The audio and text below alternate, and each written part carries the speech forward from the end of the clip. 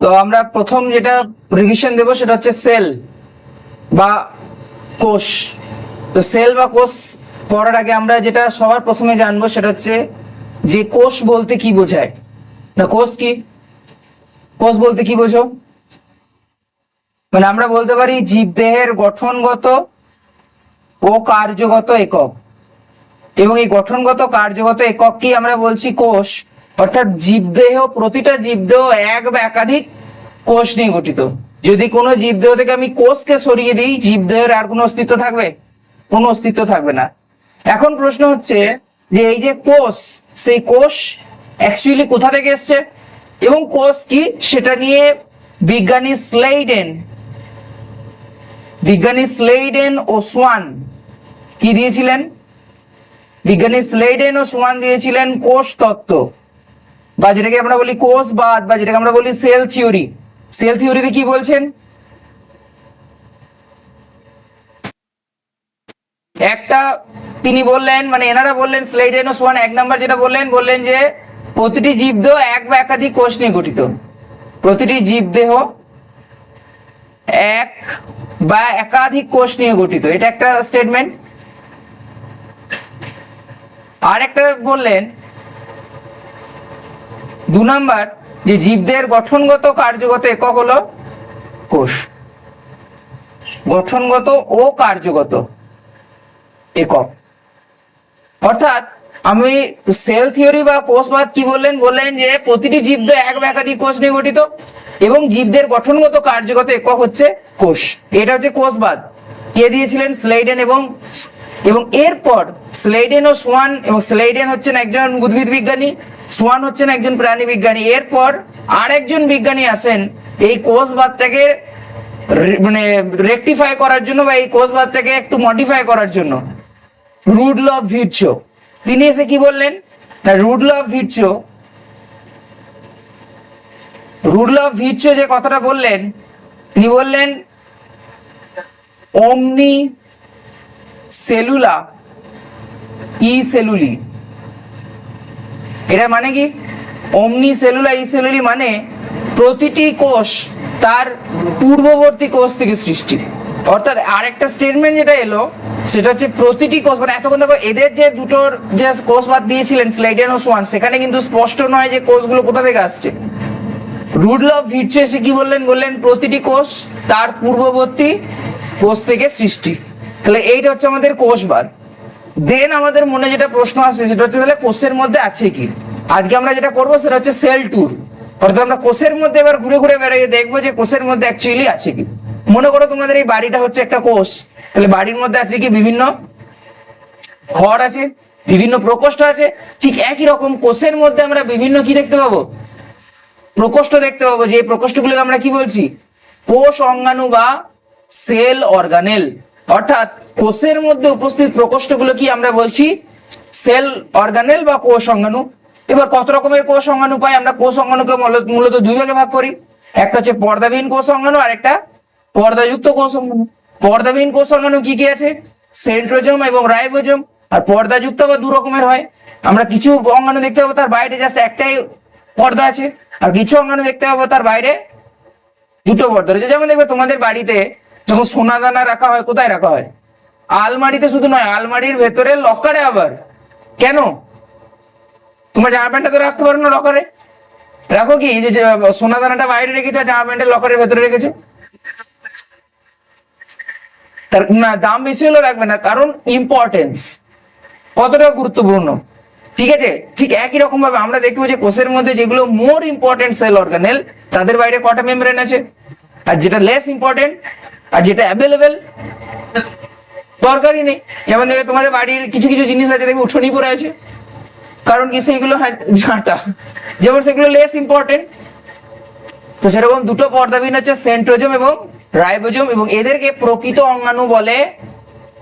প্রকৃত অঙ্গাণু বলে না। কেন বলে না? এক্সপ্লেন। পর্দাবিহীন, কারণ কোষ অঙ্গাণু ডেফিনিশনে আমরা পড়লাম যে সেটা একটা প্রকোষ্ঠ। তবে এটা প্রকোষ্ঠ? আমরা যদি একটা রাইবোজোমকে আঁকি, কিরকম আঁকি? এটা হচ্ছে একটা রাইবোজোম, এটা প্রকোষ্ঠ কোনো? জাস্ট এতে কি আছে, রাইবোজোম কি নিয়ে তৈরি, আরআরএনএ নিয়ে তৈরি। তাহলে কোন রকম আমরা অর্গানেলস মানে এটা অর্গানেলস এর কোনো কন্ডিশনই অ্যাপ্রুভ করছে না, তো সেই জন্য এদেরকে প্রকৃত অঙ্গাণু বলে না। প্রকৃত অঙ্গাণু কারা, একক পর্দাবৃত এবং দ্বি-একক পর্দাবৃত। একক পর্দাবৃত কি কি আছে, একটা হচ্ছে লাইসোসোম, একটা গলগি বস্তু, একটা এন্ডোপ্লাজমিক রেটিকুলাম। দ্বি-একক পর্দাবৃত আছে নিউক্লিয়াস, প্লাস্টিড, মাইটোকন্ড্রিয়া। এগুলো আমরা ডিটেইলসে করব। ফার্স্ট অফ অল তোমরা আমাকে বলো, যেহেতু এটা ডিভিশন ক্লাস তোমাদের এগুলো বলা উচিত, যে উদ্ভিদ কোষের ক্ষেত্রে গলগি বস্তুকে কি বলে? নো, ওটা তো কোষ গহ্বর। উদ্ভিদ কোষের ক্ষেত্রে গলগি বস্তুকে কি বলে? উদ্ভিদ কোষের গলগি বস্তুকে বলে ডিকটিওজোম। নামটা শুনেছো? ডিকটিওজোম, এটা খেয়াল রেখো। তো দেন আমরা এবার এক একটা কোষ অঙ্গাণু সম্বন্ধে পড়বো। প্রথমেই যেটা আমরা পড়বো সেটা হচ্ছে কি, উদ্ভিদ কোষ। উদ্ভিদ কোষের মধ্যে আমরা কি কি পাবো একটু দেখো। উদ্ভিদ কোষের ক্ষেত্রে আমরা কি কি পাবো, একটা আদর্শ উদ্ভিদ কোষের ক্ষেত্রে যেটা প্রধান অন্যান্য উদ্ভিদের কোষে পাবো না সেটা হচ্ছে কি, কোষ আবরক, যেটা আমরা প্রাণী কোষে পাবো না। কোষ আবরক এবং কোষ আবরক দুটো জিনিস নিয়ে গঠিত, একটা হচ্ছে কোষ প্রাচীর আর একটা হচ্ছে কোষ পর্দা। এর মধ্যে মৃত কোনটা? কোষ প্রাচীর মৃত, কোষ পর্দা। পরীক্ষা এটা প্রশ্ন দেয় যে কোষের কোন উপাদানটির গঠন সমস্ত কোষের ক্ষেত্রে এক? কোষ পর্দা। সবার ক্ষেত্রে, আমার শরীরের কোষ পর্দা যেমন যা যা জিনিস আছে, একটা উদ্ভিদের কোষ পর্দা তো তাই সেম।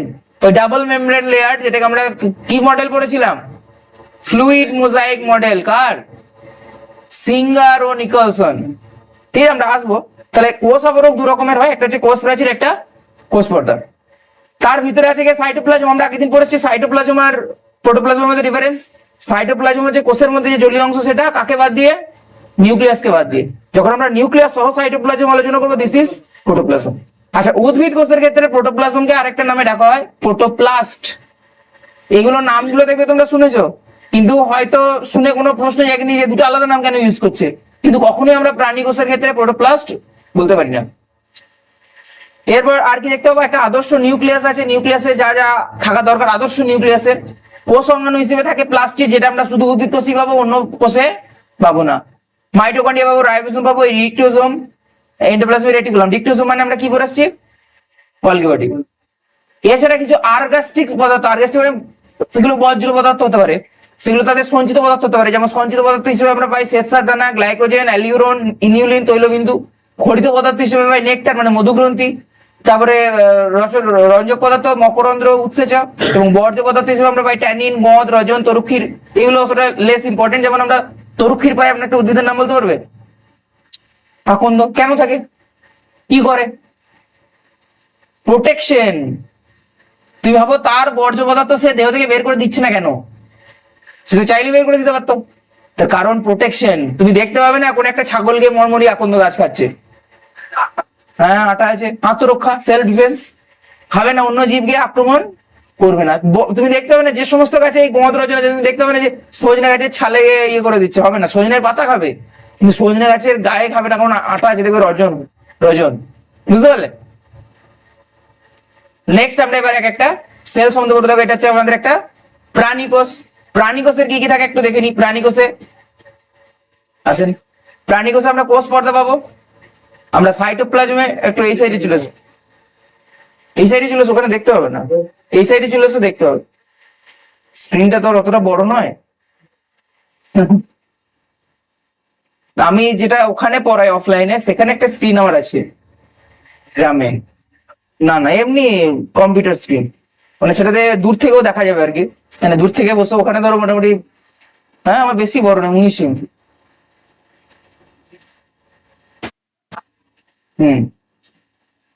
বেশ, ডেস্কটপে যেগুলো হয় আর কি। বেশ হয়েছে। প্রাণী কোষে আমরা যেগুলো পাবো, সাইটোপ্লাজম পাবো, নিউক্লিয়াস পাবো, আদর্শ নিউক্লিয়াসে যা যা উপাদান আমরা পড়বো। কোষ অঙ্গাণু পাবো কি কি, মাইটোকন্ড্রিয়া, রাইবোজোম, লাইসোজোম আমরা শুধুমাত্র প্রাণী কোষে পাবো, উদ্ভিদ কোষে আমরা পাবো না। গলগি বস্তু দেখো পাচ্ছি, সেন্ট্রোজোম। সেন্ট্রোজোম আমরা শুধু প্রাণী কোষে পাবো, উদ্ভিদ কোষে পাবো। কে থাকে পরিবর্তে? সেন্ট্রোজোমের পরিবর্তে কে কাজ করে? মাইক্রোটিউবিউলস। এবং অ্যাকচুয়ালি সেন্ট্রোজোমের স্ট্রাকচার তোমাদের পড়ানো হয়েছিল কি? সেন্ট্রোজোমের স্ট্রাকচার জানো? আই থিঙ্ক জানো না। সেন্ট্রোজোমের স্ট্রাকচার ওই কার্টহুইল মডেল, গাড়ির চাকার মতো মডেল। বেশ, তো সেন্ট্রোজোম আমরা দেখতে পাবো শুধু প্রাণী কোষে উদ্ভিদ কোষে নয়, এছাড়া কিছু মেটাপ্লাস্টিক বডি মানে সঞ্চিত বস্তু পাবো কি গ্লাইকোজেন, চর্বি, জাইমোজেন, এগুলো লেস ইম্পর্টেন্ট। দেন আমরা যেটা পড়বো সেটা হচ্ছে একটা প্রোক্যারিওটিক কোষ আর একটা ইউক্যারিওটিক কোষের মধ্যে ডিফারেন্স কি। ফার্স্ট তোমাকে বলি যে প্রোক্যারিওটিক কোষের একটা যদি ছবি আঁকি কি রকম দেখতে হবে। একটা প্রোক্যারিওটিক কোষ মানে একটা ব্যাকটেরিয়ার কি কি থাকে, একটা ব্যাকটেরিয়া কোষে কি কি থাকে, একটা ব্যাকটেরিয়া কোষের একদম বাইরে কি থাকে, কোষ প্রাচীর থাকে। কোষ প্রাচীর কি নিয়ে তৈরি? No no পেপটাইডোগ্লাইক্যান, পেপটাইডোগ্লাইক্যান। পেপটাইডোগ্লাইক্যান আমরা পাবো কোথায়? ব্যাকটেরিয়া কোষে। এছাড়া এছাড়া আমরা ফ্ল্যাজেলা পাবো। কোষের মধ্যে এরকম ডিএনএটা জাস্ট ছড়িয়ে ছিটিয়ে থাকে, এটাকে কি বলে? জেনোফোর বা নিউক্লিয়েড। জেনোফোর ও নিউক্লিয়েডের সাথে মানে আমাদের ডিএনএ ডিফারেন্স কি? হ্যাঁ না, আমি নিউক্লিয়াসের ডিফারেন্স বলিনি, আমি বলেছি যে জেনোফোর বা নিউক্লিয়েড এর মধ্যে ডিএনএ আছে, তো আমাদের নিউক্লিয়াসেও ডিএনএ আছে। What is the difference between DNA of prokaryotic and eukaryotic cell? না না, ডিএনএ তে আবার পর্দা কোথায় থাকে? আমাদের যে নিউক্লিয়াসে পর্দা থাকে তার মধ্যে ডিএনএটা থাকে আমাদের ইউক্যারিওটিকে। এদের মধ্যে কোনো বাইরে পর্দা, অর্থাৎ এদের প্রকৃত নিউক্লিয়াস আমি সেটা জানতে চাইনি। আমি জানতে চাইছি যে এর মধ্যেও ডিএনএ আছে, এটাও ডিএনএ তো, আবার এটাও ডিএনএ, জেনোফোরটাও ডিএনএ। তাহলে what is the difference between two DNA?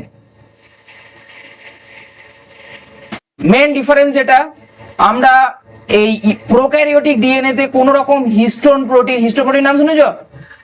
Histone protein পাবো না। কোথায় পাবো না? প্রোক্যারিওটিকে পাবো না। আমরা পাবো কোথায়? শুধু ইউক্যারিওটিক।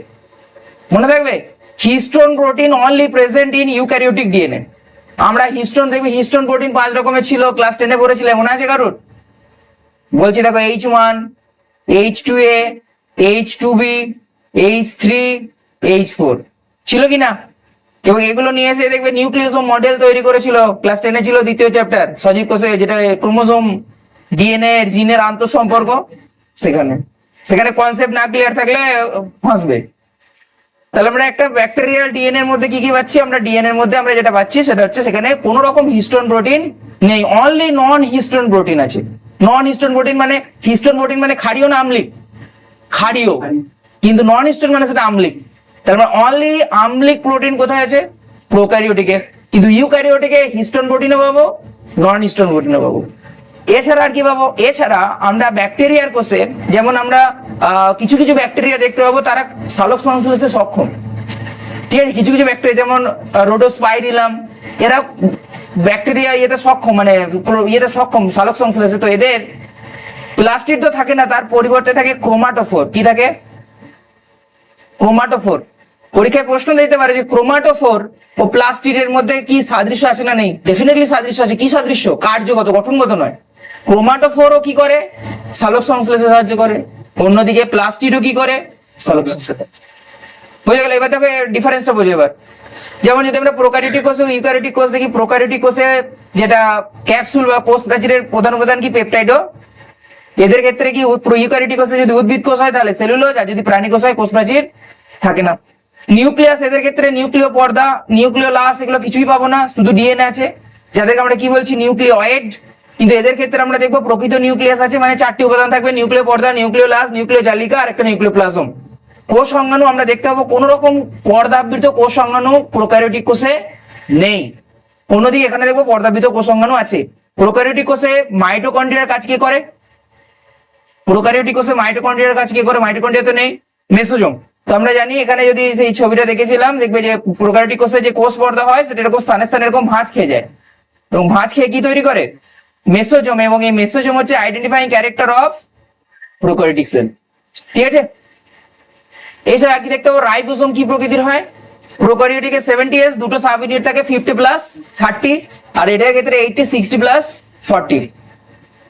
ক্রোমোজোম এদের ক্ষেত্রে থাকে না, এদের ক্ষেত্রে নির্দিষ্ট সংখ্যক ক্রোমোজোম থাকে। যেমন আমাদের ক্ষেত্রে ক্রোমোজোম সংখ্যা 23 জোড়া, 23 জোড়া বা 46। আচ্ছা, এদের প্রোক্যারিওটিক কোষে যে কোষ বিভাজন সেটা কি হয়? অ্যামাইটোসিস পদ্ধতি। মনে আছে অ্যামাইটোসিস কি রকম হয়? মানে একদম সরাসরি কোষ বিভাজন, নিউক্লিয়াসের সাইটোপ্লাজম বিভাজন একদম, মানে কেউ এলো তাকে ঢিস করে কেটে দিলাম, দুটো হয়ে গেল, দ্যাটস ইট। এটা হচ্ছে মাইটোসিস, কোনো রকম কোনো ঝামেলা নেই। আর মাইটোসিস মিওসিসে আছে ঝামেলা। ভ্যাকুয়াল আমরা দেখবো সাধারণত প্রোক্যারিওটিকে থাকে না, ইউক্যারিওটিকে থাকে, প্রাণী কোষে আমরা দেখতে পাবো না। ডিএনএ আমরা দেখতে পাবো যে নগ্ন অর্থাৎ নেকেড, কোনো রকম বাইরে আবরণ নেই, এটাতে থাকে। এগুলো কিছুই নেই। বেশ, এবার যেটা আমরা উদ্ভিদ কোষ আর প্রাণী কোষের মধ্যে যদি ডিফারেন্স দেখি, উদ্ভিদ কোষের কোষ প্রাচীর থাকে, যেটা কি তৈরি, সেলুলোজ। পুরো প্রাণী কোষে কোষ প্রাচীর থাকে না। মাইক্রোফিলাই দরকার নেই, পিটোসাইটিক ক্লোরোপ্লাস্ট আমরা দেখতে পাবো উদ্ভিদ কোষে থাকে, ব্যতিক্রম ছত্রাক লিখেছে, ছত্রাক কোনো উদ্ভিদ না। কারণ আমরা ছত্রাকের জন্য আলাদা রাজ্য পড়ে এসেছি, সেটা কি ছত্রাক। ছত্রাক যেমন এখানেও দেখো যে প্রাণী কোষের ব্যতিক্রম ইউগ্লিনা ক্রাইসাম। ইউগ্লিনা কি, ইউগ্লিনা কার আন্ডারে পড়লাম, প্রোটিস্টা। ইউগ্লিনা ক্রাইসামি বা তারপর হচ্ছে প্যারামেসিয়াম, এগুলো সব প্রোটিস্টা। ব্যতিক্রম আমি প্রাণী কোষে কেন লিখবো, এটা কেন প্রাণী বলবো, এগুলো কি বলতো আপডেটেড হয়নি বলে এই সমস্যাগুলো হয়ে আছে। সেন্ট্রোজোম আমরা উদ্ভিদ কোষে দেখতে পাবো অনুপস্থিত, প্রাণী কোষে উপস্থিত, এগুলো। বেশ, এবার যেটা আমরা একে একে আসবো সেটা হচ্ছে সেল ওয়াল। বলো উদ্ভিদ কোষের কোষ প্রাচীর কি কি জানো, ফার্স্ট আমাকে বলো উদ্ভিদ কোষের কোষ প্রাচীর নিয়ে তুমি কি কি জানো, কি নিয়ে তৈরি উদ্ভিদ কোষের কোষ প্রাচীর? শুধু সেলুলোজ। বেশ, কটা স্তর থাকে? না না না, ওটা কোষ পর্দা। তুমি কোষ প্রাচীর কোষ পর্দা সব ভুলে ফেলছো তো। কি কি থাকে?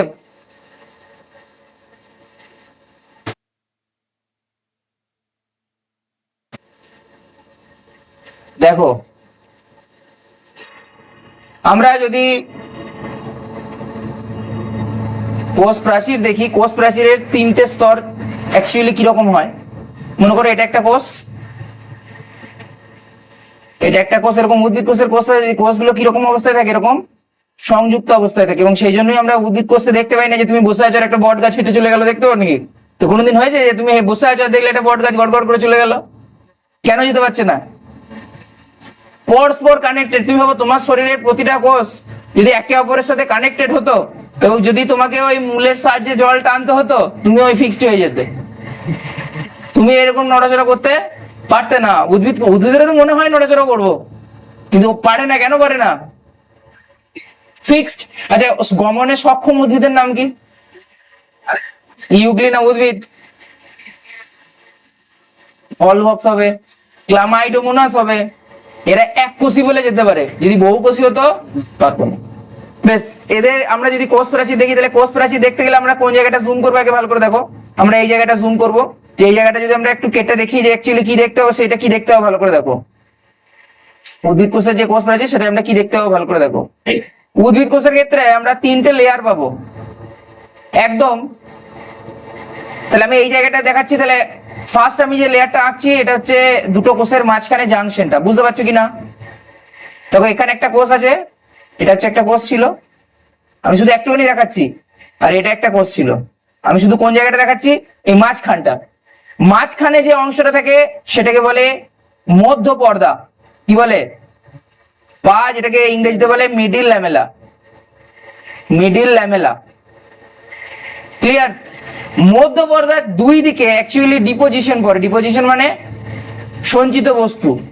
তাহলে মধ্য পর্দার ভেতরের দিকে আবার কি পড়েছে? ডিপোজিশন পড়েছে। কার ডিপোজিশন পড়েছে? সঞ্চিত বস্তু ডিপোজিশন পড়েছে। সঞ্চিত বস্তুটা কি? সেলুলোজ।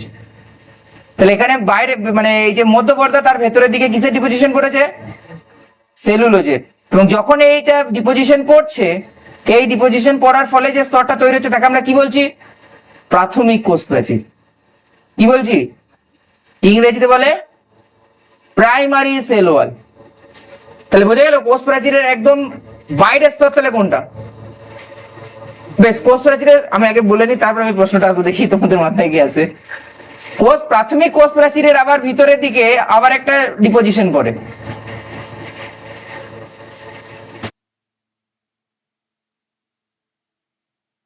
এবং এখানে কিসে ডিপোজিশন করে?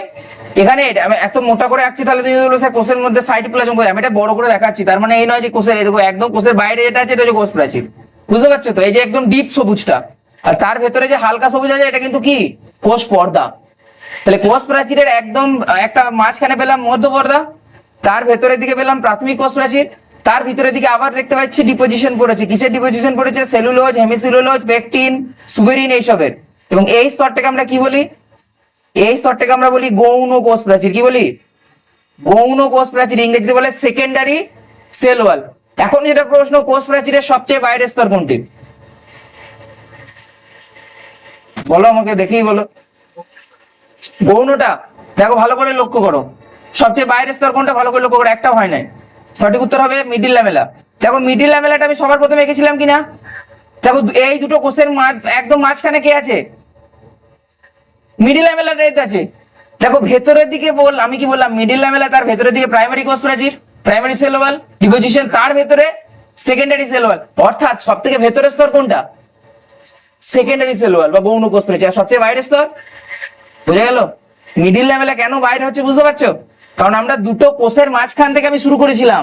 তাহলে দুটো কোষের, এই দুটো কোষ আলাদা আলাদা দুটো কোষ, এই আলাদা কোষের একদম বাইরের একদম কমন জাংশন কোনটা?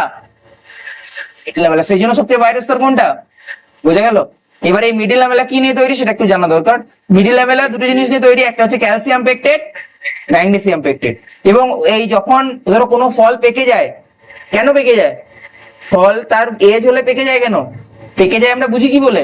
কিভাবে বুঝি যে ফলটা পেকে গেছে? এক নাম্বার কালার, না টেস্ট প্রথমেই করো না, প্রথমে কালার দেখো, আর 2 নাম্বার নরম হয়েছে কিনা। হ্যাঁ, দেখবে বাড়িতে যখন ওই ফল দেখে টিপে দেখে যে নরম হয়ে গেছে কিনা, আম কিনেছে সবগুলি হয়তো সবুজ রঙেরই লাগছে, কিন্তু টিপে টিপে দেখে কোনটা নরম হয়েছে, যেটা নরম হয়েছে সেটা খায়। তাহলে নরম হয়ে যাচ্ছে কেন? ফল পাকলে কোষ প্রাচীরের মধ্যে একটা উৎসেচক আছে, যার নাম হচ্ছে পলিগ্যালাক্টো ইউরিডেজ। পলিগ্যালাক্টো ইউরিডেজ, এই নামটা মনে রাখতে হবে না? ইউরিডেজ ডয়াকার বুট নিচে। এ কি করে? ক্যালসিয়াম পেকটেট ও ম্যাগনেসিয়াম পেকটেটকে ডিসলভ করে দেয়, মানে ভেঙে দেয়। তাহলে মধ্যচ্ছদা যদি ভেঙে যায় তাহলে কোষ প্রাচীর থাকবে ঠিকঠাক? তাহলে কোষ প্রাচীর যদি নরম হয়ে যায় ফলটা কি হয়ে যাবে? তাহলে this is all about cell wall. তাহলে সেল ওয়ালের মধ্যে আমরা কি কি স্তর পাচ্ছি? 3টে স্তর পাচ্ছি। একদম বাইরের স্তর মিডিল লেভেল, তার ভিতরে প্রাথমিক কোষ প্রাচীর বা প্রাইমারি সেল ওয়াল, তার ভিতরে সেকেন্ডারি। বুঝে গেল? এবং এখানে আমরা যেটা primary cell wall, secondary cell wall, এখানে আমরা প্রধান উপাদান হিসেবে কাকে পাবো? সেলুলোজকে। সেই জন্য আমরা বলছি উদ্ভিদের কোষ প্রাচীর কি নিয়ে তৈরি? সেলুলোজকে। এবং অ্যাকচুয়ালি যেটা আমরা যদি বলি যে কোষ প্রাচীর মৃত, সেটা কোনটার জন্য? প্রাথমিক কোষ প্রাচীর আর গৌণ কোষ প্রাচীর। তারা কি ডিপোজিশন, তো সঞ্চিত বস্তু। সঞ্চিত বস্তু লিভিং না non living? Definitely non living. তুমি ভাবো গ্লুকোজের মধ্যে প্রাণ আছে না নেই? নেই। ফ্রুক্টোজের মধ্যে প্রাণ আছে না নেই? নেই। সেই জন্য। বোঝা গেল কোষ প্রাচীর নিয়ে কোনো প্রশ্ন? নেক্সট আমরা দেখো এক একে, দিস ইজ রিভিশন। তাহলে আমি ধরে নেবো যে কিছু জিনিস তুমি জানো, যেগুলো জানো না সেগুলো কিন্তু তোমার দায়িত্ব, কোনটা তোমার নোট করবে করবে না। বুঝতে পারলে? তুমি কোন জায়গাটা জানো না সেটা কিন্তু তোমার উপর ডিপেন্ড করছে। বেশ, নেক্সট যেটা আমরা পড়বো সেটা কি? Cell membrane. সেল মেমব্রেন বা কোষ পর্দা। এই কোষ পর্দার মডেল নিয়ে বিভিন্ন বিজ্ঞানী মডেল দিয়েছিলেন। কি কি?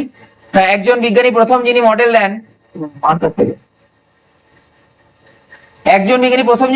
তার নাম ছিলেন, মানে তারা যেটা মডেল দিয়েছিলেন সেটা হচ্ছে স্যান্ডউইচ মডেল। কি মডেল? Sandwich model. এবং এই মডেল অনুযায়ী কি বললেন এবং কে কে দিয়েছিলেন? বা স্যান্ডউইচ মডেল দিয়েছিলেন দুজন বিজ্ঞানী, বিজ্ঞানী ড্যানিয়েলি ও ড্যাফসন। বিজ্ঞানী ড্যানিয়েলি এবং ড্যাফসন দুজন বিজ্ঞানী স্যান্ডউইচ মডেল দিয়েছিলেন, যেটা ভুল ছিল। কি বলেছিলেন? না উনি বলেছিলেন যে একদম বাইরের দিকে থাকে প্রোটিন, গ্লোবিউলার প্রোটিন, তার মধ্যখানে থাকে লিপিড বাইলেয়ার, এবং তার বাইরে থেকে এরকম গ্লোবিউলার প্রোটিন, যেটা অ্যাকচুয়ালি সত্য নয়। স্যান্ডউইচে যেমন মধ্যখানে দেখবে যে 2 সাইডে দুটো পাউরুটির মতো থাকে, মধ্যখানে দেখবে যে সবজি টবজি এগুলো ভরা থাকে, তো সেরকমই আর কি। ড্যানিয়েল ও ড্যাফসন যেটা মডেলটা দিয়েছিলেন সেটা কি মডেল? স্যান্ডউইচ মডেল, যেটা ভুল। 2 নাম্বার দিয়েছিলেন আরেকজন বিজ্ঞানী, সেটা হচ্ছে একক পর্দা মডেল। পরীক্ষায় প্রশ্ন দেয় কিন্তু একক পর্দা মডেল বা ইউনিট মেমব্রেন মডেল। কে দিয়েছিলেন? না, এটা একক পর্দা মডেল দিয়েছিলেন রবার্টসন। ইনি কি বললেন যে অ্যাকচুয়ালি স্যান্ডউইচ মডেলের মতোই, শুধুমাত্র যে প্রোটিন গুলো আছে মানে এরকম হয় আর কি। এটা হচ্ছে লিপিড বাইলেয়ার। আচ্ছা, লিপিড বাইলারে এই যে আমি আঁকছি, এটা কি বলতো? এটা কি? এটা কাকে আঁকছি? লিপিড বাইলেয়ার আমি গোল করে আমি একটা আঁকছি, এরকম গোল করছি, দিয়ে তার সাথে এরকম দুটো জিনিস, এটা কি আঁকছি তোমাদের কি? না, এটা হচ্ছে লিপিডকে বোঝায়। লিপিডে কি কি তৈরি থাকে? লিপিড কি নিয়ে তৈরি? ফ্যাটি অ্যাসিড আর কি গ্লিসারল। তো এই যে গোল মতন দেখতে পাচ্ছ এটা হচ্ছে গ্লিসারল, আর এই দুটো যেটা ফ্যাটি অ্যাসিড শৃঙ্খল দেখতে পাচ্ছ এটা কি ফ্যাটি অ্যাসিড। আমি কি বলছি বুঝতে পারছো না? বুঝতে পারছো না? তাহলে আমরা যে মডেলটা পড়ছি রবার্টসনের মডেল, তিনি বললেন যে এরকম বাইলেয়ার থাকে লিপিড এবং বাইরের দিকে এরকম দুটো প্রোটিনের লেয়ার থাকে। এটাও কি থাকে এরকম? এটা হচ্ছে ইউনিট মেমব্রেন মডেল। নেক্সট যেটা আসলে যেটা অ্যাকচুয়ালি সত্য সেটাকে কি মডেল বলে? এটাই হচ্ছে কি মডেল? এটাকে বলে ফ্লুইড মোজাইক মডেল বা তরল মোজাইক নকশা। কোন বিজ্ঞানী দিয়েছিলেন? সিঙ্গার ও নিকলসন। সিঙ্গার ও নিকলসন। এই মডেল অনুযায়ী কি বলো? সিঙ্গার ও নিকলসনের একক পর্দম স্যান্ডউইচ মডেল, সরি তরল মোজাইক মডেলের বৈশিষ্ট্য কি? তরল মোজাইক মডেলের বৈশিষ্ট্য আর তোমরা খাতাটা বের করতে পারো, যেটা স্যার পড়িয়েছেন আর কি, দেখতে পারো।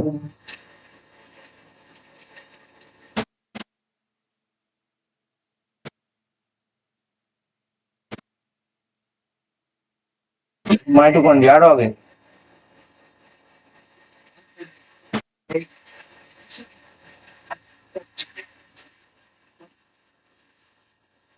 বেশ, দেখো অ্যাকচুয়ালি এই ভালো করে তাহলে এখানে এখন আমি যেগুলো বলছি এই রেকর্ডটা পেয়ে যাবে, রেকর্ডেড অবস্থাটা পেয়ে যাবে, আমি শেয়ার করে দেবো তোমাদের, তোমরা পরে দেখতে পারো। আর নাহলে তুমি বলছি ভালো করে বুঝে নাও। যেটা তরল মোজাইক নকশা, এটার সাথে ওইগুলো ডিফারেন্সটা কোথায় ভালো করে বোঝো। তরল মোজাইক নকশা বলছে যে মধ্যখানে কে আছে? লিপিড বাইলেয়ার, মানে দুই সাইডে এরকম কে আছে?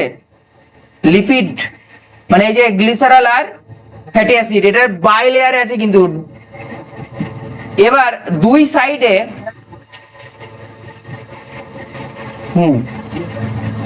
দুই সাইডে তাহলে ওখান থেকে পড়ে নেবে, দুই সাইডে যে প্রোটিন গুলো থাকে, কিছু প্রোটিন দেখতে পাবো একদম এ প্রান্ত থেকে ও প্রান্ত অব্দি আছে, কিছু প্রোটিন দেখতে পাবো জাস্ট বাইরের দিকে আছে, কিছু প্রোটিন দেখতে পাবো একটু ভেতরের দিকে আছে। অর্থাৎ আমরা যেটা আমাদের যে কোষ পর্দার যে মডেল গঠন সেটা অ্যাকচুয়ালি ডাইনামিক। ডাইনামিক মানে হচ্ছে এই যে লিপিড মলিকিউল গুলো দেখতে পাচ্ছ, এরা কিন্তু একে অপরের স্থান পরিবর্তন করতে পারে। সচল তরল মোজাইক নকশা মানে কি এরা সচল, ঠিক আছে। এবং এখানে আমরা তিন রকমের প্রোটিন পাই। কিছু প্রোটিন দেখতে পাই একদম মেমব্রেনের একদম নিচ থেকে উপর অব্দি আছে, তাদেরকে বলে trans membrane protein, trans membrane. কিছু প্রোটিন দেখতে পাবো একদম বাইরের দিকে আছে, তাদেরকে বলে পরিধিস্থ প্রোটিন, পরিধিস্থ বা ইংরেজিতে বলে পেরিফেরাল প্রোটিন। আর কিছু প্রোটিন দেখতে পাবো ভেতরের দিকে আছে, তাদেরকে বলা হয় অন্তঃস্থ প্রোটিন বা ইংরেজিতে বলে integral protein. Integral, INTEGRAL, integral, ঠিক আছে, ইন্টিগ্রাল প্রোটিন। তাহলে আমরা যেটা দেখতে পাচ্ছি দেখো এখানে যে ছবিটা দেখো, এখানে দেখো কিছু ইন্টিগ্রাল প্রোটিন রয়েছে, কিছু চ্যানেল প্রোটিন মানে অ্যাকচুয়ালি ট্রান্সমেমব্রেন প্রোটিন গুলো, এবং কিছু দেখো পেরিফেরাল প্রোটিন আছে। বুঝতে পারছো? পেরিফেরাল প্রোটিন মানে দেখো একদম বাইরের দিকে আছে, যেটা আমি বললাম পরিধিস্থ। এবং এই প্রোটিন গুলোর সাথে দেখো বেশ কিছু মানে গ্লুকোজও যুক্ত থাকতে পারে, তাদেরকে আমরা বলছি গ্লাইকোপ্রোটিন। মানে প্রোটিনের সাথে গ্লুকোজ যুক্ত থাকলে তখন আমরা কি বলছি? গ্লাইকোপ্রোটিন। সেই প্রোটিনের সাথে কোনো ফ্যাট যুক্ত থাকতে পারে। অর্থাৎ আমরা যেটা পড়ছি, যেটা অ্যাকচুয়ালি কোষ পর্দার যে গঠন হয়, সেখানে আমরা দেখতে পাবো আগে যে মডেলগুলো বলছিল যে একদম বাইরের দিকে একটা প্রোটিনের লেয়ার, মধ্যখানে ফ্যাটের লেয়ার, সেরকম নয়। ফ্যাটের লেয়ারের মাঝখানে, বাইরে, ভিতরে সব জায়গায় প্রোটিন ছড়িয়ে ছিটিয়ে থাকে। কার মতো? হিম শৈলের মতো, যেখানে আমরা একটু অংশ দেখতে পাচ্ছি, হয়তো ভেতরের দিকে অনেকটা রয়েছে। হিম শৈলে যেমন কি আমরা উপরের অংশ শুধু দেখতে পাই, কিন্তু তার 3 ভাগ এখনো কোথায় আছে? জলের তলায়। ঠিক সেরকম আমরা দেখতে পাচ্ছি হিম শৈলের মতো উপর থেকে একটু একটু প্রোটিন গুলোকে, কিন্তু তার ভিতরে সম্পূর্ণটা তার রয়েছে। This is fluid mosaic model. বুঝতে পারছো? মানে কনসেপ্টটা বোঝো যে এই স্ট্রাকচারটার সাথে আগের স্ট্রাকচার গুলো ডিফারেন্সটা কোথায়। আগের স্ট্রাকচার গুলোতে দেখো বলেছিল যে প্রোটিন বাইরে এরকম ভাবে থাকে, এ বলেছিল গ্লোবিউলার প্রোটিন থাকে, এ বলেছিল একক মেমব্রেন, অর্থাৎ জাস্ট একটাই প্রোটিনের লেয়ার থাকে। কিন্তু এই স্ট্রাকচারটা কি সেম? এখানে আমরা দেখলাম প্রোটিন গুলো, কিছু প্রোটিন আছে একদম এ প্রান্ত থেকে ও প্রান্ত, কিছু প্রোটিন আছে শুধু বাইরের দিকে, কিছু প্রোটিন আছে শুধু ভিতরে, অর্থাৎ অন্তঃস্থ, পরিধস্থ এবং ট্রান্স মেমব্রেন বা চ্যানেল প্রোটিন সেখানে বর্তমান। কি বলছি বুঝতে পারছো না? বুঝতে পারছো না? নেক্সট দেখো, এখান থেকে যদি প্রশ্ন করি কি একই পরিণত উদ্ভিদ কোষে আছে কি কোষ প্রোটোপ্লাজম ও কোষ গহ্বর, কোষ গহ্বর ও কোষ প্রাচীর, কোষ প্রাচীর ও প্রোটোপ্লাজম, প্রোটোপ্লাজম কোষ প্রাচীর ও কোষ গহ্বর। দেখে নাও একটি পরিণত উদ্ভিদ কোষে কি আছে। অপশন এ প্রোটোপ্লাজম ও কোষ গহ্বর, অপশন বি কোষ গহ্বর ও কোষ প্রাচীর, অপশন সি কোষ প্রাচীর ও প্রোটোপ্লাজম, অপশন ডি প্রোটোপ্লাজম, কোষ প্রাচীর ও কোষ গহ্বর। Option D is correct. তাহলে হচ্ছে প্রোটোপ্লাজম, কোষ প্রাচীর, কোষ গহ্বর। কোনটি কোষ পর্দার অংশ? Proline, phospholipid, cholesterol, glycolipid. Actually প্রশ্নটা ভুল আছে, প্রশ্নটা হবে কোনটি কোষ পর্দার অংশ নয়? প্রোলিন। প্রোলিন হচ্ছে একটা amino acid.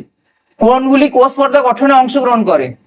Protein, vitamin, lipid, lipid খনিজ পদার্থ, protein, protein, lipid, carbohydrate, protein, lipid.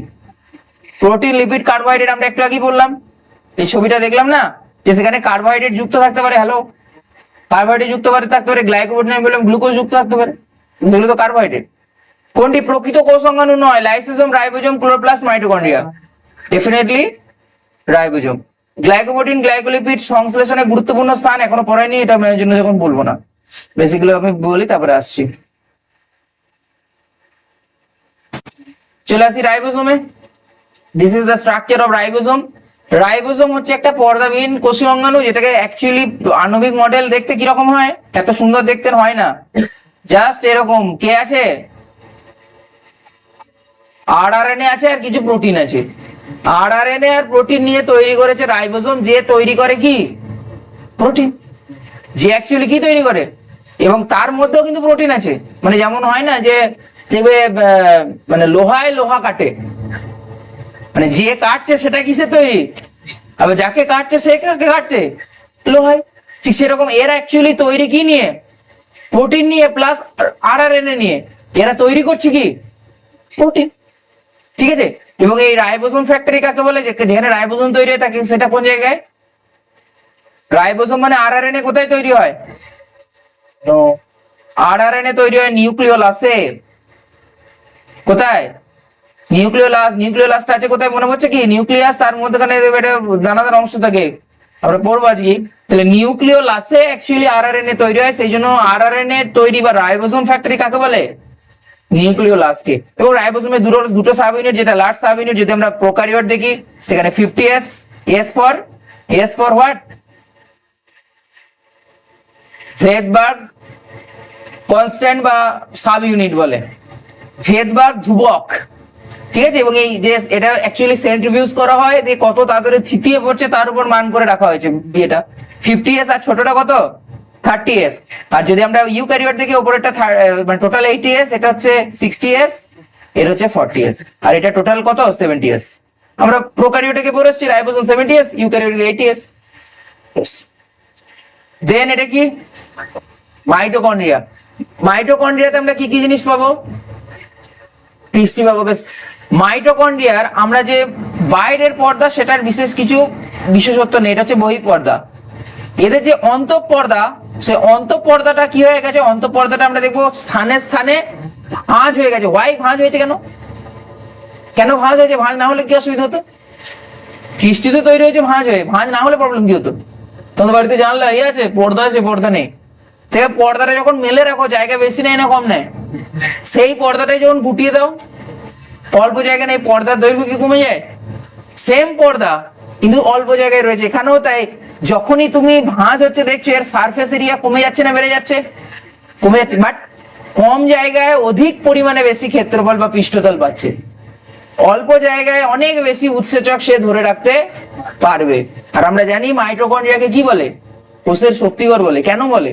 কারণ এখানের মধ্যে সমস্ত যে রেসপিরেশন বা শ্বসনের সহায়ক উৎসেচক আছে, যার ফলে এটিপি তৈরি হয়। ঠিক আছে। তো এই যে আমরা যে ভাঁজগুলো দেখতে পাচ্ছি, এই ভাঁজগুলো আমরা কি বলি? ক্রিস্টি। এবং এই ক্রিস্টিতে যে দানাগুলো থাকে, সেই দানাগুলোকে কি বলে? F0F1 দানা। এরই আরেকটা নাম কি? মোরান ফার্নান্ডেজ দানা, ফার্নান্ডেজ মোরান অদ্বৈকক। বা এরই আরেকটা নাম হচ্ছে অক্সিজোম। কি বলে? অক্সিজোম। খেয়াল রেখো, বুঝে গেল? এবং এই অক্সিজোমের স্ট্রাকচার যদি আমরা একটু জুম করে দেখি, দেখবো এরকম এই গায়ে গায়ে এরকম লেগে থাকে আর কি, এরকম দেখতে পাবো টেনিস র্যাকেটের মতো এরকম অক্সিজেন দানাগুলো আছে, যার এটা হচ্ছে হেড আর এটা হচ্ছে বেস, ভূমি বা তল। টেনিস র্যাকেট গুলো হয় না, টেনিস খেলা, সেই টেনিস র্যাকেটের মতো দেখতে হয়। এবং এইখানে অ্যাকচুয়ালি কি করা হয়, F1 F0 দানার মধ্যে একটা উৎসেচক যেটা থাকে, সেটার নাম কি, সেটা হচ্ছে এটিপিএস। এটিপিএস যেটা কি বানায়, এটিপি বানায়। কোথা থেকে বানায়, এটিপি কোথা থেকে তৈরি হয়, এটিপি তৈরি হয় এডিপি থেকে, অ্যাডিনোসিন ডাইফসফেট। এগুলো এখন কনসেপ্ট আশা করি থাকুন। এডিপির সাথে ইনঅর্গানিক ফসফেট যুক্ত হয়, দিয়ে তৈরি করে কি এটিপি। কেন আমাদের এটিপি জরুরি, কারণ এটিপি আমাদের কোষের শক্তি সরবরাহ করে। শক্তি মানে কি, ইলেকট্রন। কি ভাবো, তুমি যে খাবারটা খাচ্ছ, খাবার খেলে শক্তি পেয়ে যাচ্ছ, খাবারে যাচ্ছে কি ইলেকট্রন আছে। কোথা থেকে আসছে ইলেকট্রনটা, সূর্য থেকে আসছে। ফোটন কণা যেটা, সেই ফোটন কণাটা অ্যাকচুয়ালি কি ইলেকট্রন। বুঝতে পারছো, সব ওই জন্য আমরা বললাম যে সব কিছু শক্তির উৎসকে সূর্য, ছোট থেকে আমরা পড়ে আসছি। এবার সেটাকে তোমাকে কানেক্ট করতে হবে, বড় হয়ে শুধু কিছুই না, জিনিসগুলো সব জানো, এবার কেন হয় সেগুলো নিজেকে প্রশ্ন করে শুধু কানেক্ট করতে হবে, তাহলেই দেখবে বিষয়বস্তুটা খুব সোজা লাগবে। ঠিক আছে, বেশ। আরেকটা জিনিস এখানে বলার আছে, মাইটোকন্ড্রিয়ার ক্ষেত্রে আমরা নিজস্ব কি পাবো, নিজস্ব ডিএনএ পাবো। এটা আমরা অন্য কোনো অঙ্গাণুতে পেয়েছিলাম, আমরা মাইটোকন্ড্রিয়ার ক্ষেত্রে নিজস্ব ডিএনএ পাবো, আমরা মাইটোকন্ড্রিয়ার ক্ষেত্রে নিজস্ব রাইবোসোম পাবো। তাহলে দেখো, এটা একটা কোষ অঙ্গাণু, এতৎ সত্ত্বেও এর মধ্যে আমরা কাকে পাচ্ছি, ডিএনএ কে পাচ্ছি। ডিএনএ অ্যাকচুয়ালি থাকে কোথায়, নিউক্লিয়াসে, কিন্তু দেখো একটা কোষীয় অঙ্গাণু হওয়া সত্ত্বেও এটা আমরা ডিএনএ পাচ্ছি। সেই জন্য এদেরকে বলা হয় অর্ধ স্বয়ংক্রিয় কোষীয় অঙ্গাণু। কি বলে, অর্ধ স্বয়ংক্রিয় কোষীয় অঙ্গাণু। মানে কিরকম ব্যাপারটা, তোমার খরচ কে চালায়, তোমার বাড়ির খরচ কে চালায়, বাবা ফর এক্সাম্পল। তাহলে তুমি কি অর্ধ স্বয়ংক্রিয় নয়, পুরো ডিপেন্ডেন্ট। কিন্তু মনে করো তোমার বাবা তোমাকে টাকা দিচ্ছে, তার সাথে তুমি এমন কোনো কিছু করছো, সেটা ব্যবসা হতে পারে, সেটা টিউশন হতে পারে, যার ফলে কিছুটা তোমার বাবার হেল্প হচ্ছে, তখন তখন আমি তোমাকে কি বলবো, অর্ধ স্বয়ংক্রিয়। মানে তুমি নিজেও কিছু ইনকাম করছো, প্লাস তোমার বাবাও দিচ্ছে। এ পুরোপুরি ইন্ডিপেন্ডেন্ট নয়, কিন্তু এর নিজস্ব ডিএনএ থাকার জন্য কিছুটা হলেও ইন্ডিপেন্ডেন্ট। ক্লিয়ার? তো সেই জন্য এদেরকে বলে অর্ধ স্বয়ংক্রিয় কোষীয় অঙ্গাণু, বা ইংরেজিতে বলে সেমি অটোনোমাস। কি বলে, সেমি অটোনোমাস। তো সেমি অটোনোমাস সেল অর্গানেল আমরা দুটো পাবো, খেয়াল রেখো। একটা হচ্ছে এই মাইটোকন্ড্রিয়া, আর একটা আমরা বলবো কোথায়, প্লাস্টিড, স্পেশালি ক্লোরোপ্লাস্টিড। আমরা দুটো জায়গায় পাবো সেমি অর্গানেল। এইটা পরীক্ষায় প্রশ্ন দেয় কিন্তু, অর্ধ স্বয়ংক্রিয় কোষীয় অঙ্গাণু কোনটি, তাহলে অর্ধ স্বয়ংক্রিয় কোষীয় অঙ্গাণু কোন দুটো পাবো, একটা হচ্ছে মাইটোকন্ড্রিয়া আর একটা হচ্ছে প্লাস্টিড। কেন মাইটোকন্ড্রিয়া প্লাস্টিড, তার কারণ তাদের নিজস্ব ডিএনএ আছে। এবং তোমরা যখন হায়ার ক্লাসে যদি কোনোদিন পড়ো, আমি একটা স্টেটমেন্ট জাস্ট বলে রাখি, মাইটোকন্ড্রিয়া অ্যাকচুয়ালি একটা ব্যাকটেরিয়া। মাইটোকন্ড্রিয়া অ্যাকচুয়ালি একটা আগে ব্যাকটেরিয়া ছিল, প্লাস্টিড অ্যাকচুয়ালি আগে একটা ব্যাকটেরিয়া ছিল, সায়ানোব্যাকটেরিয়া ছিল, এটাও একটা ব্যাকটেরিয়া ছিল। পরবর্তীকালে যখন ইউক্যারিওটিক কোষ তৈরি হয়েছে, তখন এই মানে একে অপরকে খেয়ে তৈরি হয়েছে, মানে একটা কোষ অন্য একটা কোষকে খেয়ে নিয়েছে। তার ফলে এই একটা কোষ ছিল, সে আর একটা কোষের মধ্যে চলে এসছে, এখন কোষীয় অঙ্গাণু হিসেবে আছে। এটাকে বলে এন্ডোসিম্বায়োটিক থিওরি। এন্ডোসিম্বায়োটিক থিওরি বোঝায় যে কি করে ইউক্যারিওটিক কোষের তৈরি হলো। মনে তো প্রশ্ন আসা বলছে যে ইউক্যারিওটিক কোষ কি করে তৈরি হলো, আমরা দু রকমের কোষ পাচ্ছি, প্রোক্যারিওট ইউক্যারিওট, তার মধ্যে উন্নত কাকে পাচ্ছি, তাহলে কি করে ইউক্যারিওটিক কোষ তৈরি হলো। অ্যাকচুয়ালি প্রোক্যারিওটিক কোষ যদি একটা প্রোক্যারিওটিক কোষ আর একটা প্রোক্যারিওটিক কোষকে খেয়ে নেয়, তাহলে কি হয়ে যাবে, ইউক্যারিওটিক। মানে তুমি ভাবো একটা জিনিস, একটা গরিব লোক, ঠিক আছে, একটা গরিব লোক, সে জাস্ট তার বাড়িতে উনুন আছে, ঠিক আছে। এবার সে আর একটা গরিব লোকের বাড়ি থেকে একটা মোটর ভ্যান নিয়ে এলো, সে আর একটা গরিব লোকের বাড়ি থেকে ফ্রিজ নিয়ে এলো, সে আর একটা লোকের কাছ থেকে, মানে সব নিয়ে এলো আলাদা আলাদা লোকের কাছ থেকে। তাহলে পুরো সম্পূর্ণটা যখন হবে, সে কিন্তু আর গরিব থাকবে। ঠিক সেরকম অ্যাকচুয়ালি ছিল প্রোক্যারিওটিক কোষ। এবার আমি একটা প্রোক্যারিওটিক কোষ, আমি খেয়ে নিলাম একটা প্রোক্যারিওটিক কোষকে, তাহলে আমার মধ্যে কে থেকে গেল, প্রোক্যারিওটিক কোষটা থেকে গেল। তাহলে আমার ক্যারেক্টারিস্টিক্স বেড়ে গেল না কমে গেল, বেড়ে গেল। আমি খেয়ে নিলাম মানে খেয়ে নষ্ট করে দিলাম নয়, কোষের মধ্যে রেখে দিয়েছি আর কি। যাই হোক, আমি যেন বলছি, এটা এখন বোঝাতে চাইছি, আমি এটা বলতে চাইছি, এটা একটা স্টেটমেন্ট জাস্ট বলে রাখি, মাইটোকন্ড্রিয়া এদের মধ্যে অর্ধ স্বয়ংক্রিয় কোষ অঙ্গাণু, মানে এরা অ্যাকচুয়ালি আগে ব্যাকটেরিয়া ছিল। বেশ, নেক্সট, এটা কি প্লাস্টিড। প্লাস্টিডের কি কি ক্যারেক্টার যেন বলো, কি কি বৈশিষ্ট্য, কোনটা গ্রাম না এখানে, তো আমরা প্লাস্টিড হচ্ছে একটা অ্যাকচুয়ালি ডাবল মেমব্রেন স্ট্রাকচার, যেখানে তার ইনার মেমব্রেনটা এরকম ভাঁজ খেয়ে খেয়ে কিছু স্তম্ভের মতো স্ট্রাকচার তৈরি করেছে। এই যে স্তম্ভের মতো স্ট্রাকচার তৈরি করেছে, এইগুলোকে এক একটাকে কি বলে? এক একটাকে বলে থাইলাকয়েড। আর এই সম্পূর্ণ স্তম্ভটাকে কি বলে? গ্রানাম। আর এরকম অনেকগুলো গ্রানামকে একত্রে কি বলে? গ্রানা। আর এই গ্রানা বাদে বাকি যে অংশটা পড়ে আছে সেটাকে কি বলে? স্ট্রোমা। কি বলে? গ্রানা বাদে বাকি যে অংশটা পড়ে আছে, আর প্রতিটা গ্রানা দেখো পরস্পর এরকম সরু সরু সুতোর মতো অংশ নিয়ে যুক্ত, দেখতে পেয়েছো কি? মানে প্রতিটা গ্রানা মানে এরকম যে আছে, গ্রানাগুলো দেখো পরস্পর সুতোর মতো অংশ নিয়ে যুক্ত, এদেরকে বলে স্ট্রোমা ল্যামেলি। কি বলে? Stroma lamellae. আর কি জানার আছে? মনে রাখবে যে সালোক সংশ্লেষ, সেই সালোক সংশ্লেষের আলোক দশা কোথায় হয়? প্লাস্টিডের কোথায়? থাইলাকয়েডে। থাইলাকয়েডের পর্দায়। এখানে কি হয়? আলোক দশা। ক্লাস 9-এ পড়েছিলে দেখবে সালোক সংশ্লেষ দুটো, আবার 11-এও পড়বে সেকেন্ড সেমিস্টারে। সালোক সংশ্লেষের দুটো দশা হয়, একটা আলোক দশা আর একটা হচ্ছে অন্ধকার দশা। অন্ধকার দশা মানে কখন হয়? বাহ, আমি সেইটাই তো শুনতে চাইছিলাম যে অন্ধকার দশা মানে রাত্রিবেলায়। তাহলে গাছ রাত্রিবেলা তো সালোক সংশ্লেষ করে, তাই তো? তাহলে অন্ধকার দশা বলছি কেন? কারণ সেখানে সরাসরি আলোর প্রয়োজন হয় না। বুঝতে পারলে? যেখানে সরাসরি আলোর প্রয়োজন হয় না। তো এটা হচ্ছে স্ট্রোমা, এটা ইয়ে দ্যাটস ইট। এখান থেকে এটুকু জানা গেছে। আর এই স্ট্রোমাতে যেটা হয় সেটা হচ্ছে অন্ধকার দশা হয়। মানে এখানে আমি যেটা মেইনলি বলছি, যে জায়গাগুলো থেকে প্রশ্ন আসে এই জায়গাগুলো রিভিশন হচ্ছে, সুতরাং তোমাকে কিন্তু এই জায়গাগুলো ভুলে গেলে চলবে না। নেক্সট, এটা কি? নিউক্লিয়াস। এবং হ্যাঁ, প্লাস্টিডকে আমরা কত রকম ভাগে ভাগ করি এটা বলতে ভুল হলো। প্লাস্টিডকে আমরা 3 ভাগে ভাগ করি। কি কি? না না, প্লাস্টিড 3 রকমের হয়। একটা হচ্ছে ক্রোমোপ্লাস্ট, একটা হচ্ছে ক্রোমোপ্লাস্ট, একটা হচ্ছে ক্লোরোপ্লাস্ট, আর একটা হচ্ছে লিউকোপ্লাস্ট। এবার লিউকোপ্লাস্টের আবার কটা ভাগ? ক্রোমোপ্লাস্ট মানে হচ্ছে সবুজ বর্ণ ছাড়া অন্য বর্ণ নির্ধারণকারী, ক্লোরোপ্লাস্ট মানে যে সবুজ বর্ণ নির্ধারণকারী, আর লিউকোপ্লাস্ট মানে সেটা বর্ণহীন, সে অ্যাকচুয়ালি খাদ্য সঞ্চয় করে। কি কি? এটা 3 রকমের হয়। একটা হচ্ছে অ্যালিউরোপ্লাস্ট, বা আমি ফার্স্ট বলছি অ্যামাইলোপ্লাস্ট। অ্যামাইলোপ্লাস্ট মানে কি করে? অ্যামাইলোপ্লাস্ট মানে হচ্ছে যেটা সে সঞ্চয় করে সেটা হচ্ছে শর্করা বা শ্বেতসার।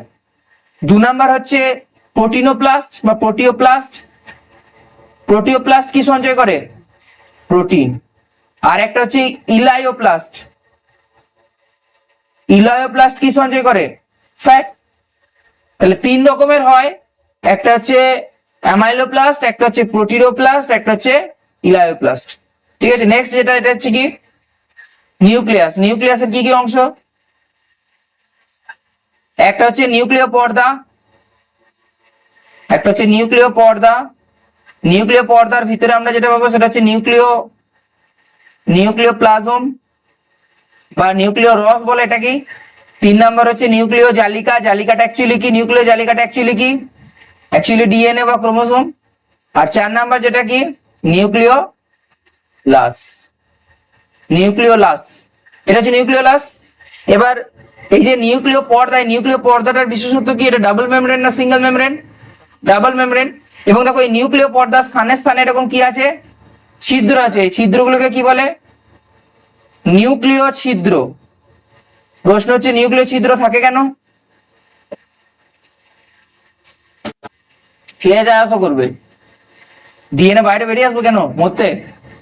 হ্যাঁ, ডিএনএ কেন বেরিয়ে আসবে বাইরে? ডিএনএ কখনো সাইটোপ্লাজমে আসতে পারে? কোনোদিন আসবে না। মানে যেমন ফর এক্সাম্পল যে মার্কিন যুক্তরাষ্ট্রের প্রেসিডেন্ট দেখবে না যেখানে সে বসে আমাদের সাথে পড়াশোনা করছে, সেরকম দেখতে হবে না যে নিউক্লিয়াসের বাইরে ডিএনএ চলে আসবে, আসবে না। তাহলে নিউক্লিয় ছিদ্রটা আছে কেন? কে আসবে?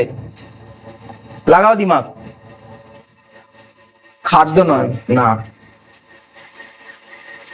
অ্যাকচুয়ালি ডিএনএ থেকে আরএনএ তৈরি হয়, জানো তো?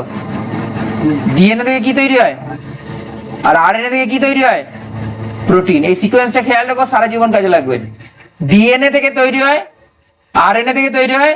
পৃথিবীতে প্রথম সৃষ্টি হয়েছিল কি? আরএনএ। তাহলে তো এটা কন্ট্রাডিক্ট করছে না। আমি এখনই বলছি ডিএনএ থেকে আরএনএ তৈরি হয়, আরএনএ থেকে প্রোটিন, আবার আমি এখনই বলছি পৃথিবীতে প্রথম সৃষ্টি হয়েছিল কি আরএনএ। তাহলে এটাকে কন্ট্রাডিক্ট করছে কি করছে না? করছে না?